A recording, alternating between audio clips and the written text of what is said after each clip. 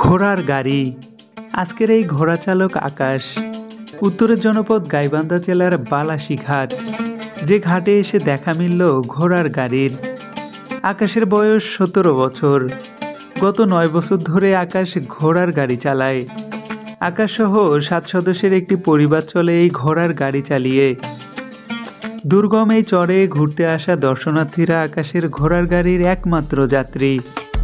কেন সবার এই ঘোড়ার গাড়ি পছন্দ, চলুন একটু জেনে আসা যাক এই ঘোড়ার গাড়ির আদ্যোপান্ত। জানা যায় 1830 সালে পুরান ঢাকায় সর্বপ্রথম ঘোড়ার গাড়ির প্রচলন শুরু হয়। এই বাহনটি ছিল মূলত জমিদারদের। এরপর নবাবী শাসনামলে ঘোড়ার গাড়ির প্রচলন ছিল বলে ইতিহাস থেকে জানা যায়। বেদের মেয়ে জ্যোৎস্না চলচ্চিত্র, সবাই জানেন এই চলচ্চিত্র সম্পর্কে।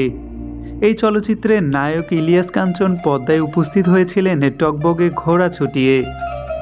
ঘোড়া যে ক্ষমতা ও শক্তির প্রতীক সে ধারণা পোক্ত করেছিলেন এই সিনেমার মাধ্যমে। প্রাচীনকালের ঐতিহ্য ঘোড়ার গাড়ি, যে ঘোড়ার গাড়ি হারিয়ে যাচ্ছে কালের বিবর্তনে। যুগের পর যুগ শুনে এসেছি এই ঘোড়ার গাড়ির নানান গল্প কাহিনী।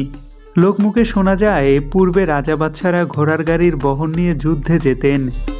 ঘোড়ার গাড়ি ছাড়া যেন যুদ্ধ মজেই উঠত না। ইসলাম ধর্মের হাদিস কোরআন ও ইতিহাস ঘাটলে জানা যায় পূর্বে থেকে নবী রাসূলরাও যুদ্ধ করতেন এই ঘোড়ার মাধ্যমে। বর্তমান সময়ে ঘোড়ার গাড়ির নাম টমটম নামেও পরিচিত।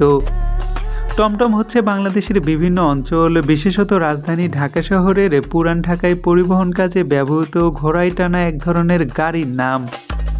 বাংলাদেশের বিভিন্ন দুর্গম এলাকায় এটি আজও বেশ প্রচলিত একটি অযান্ত্রিক বাহন।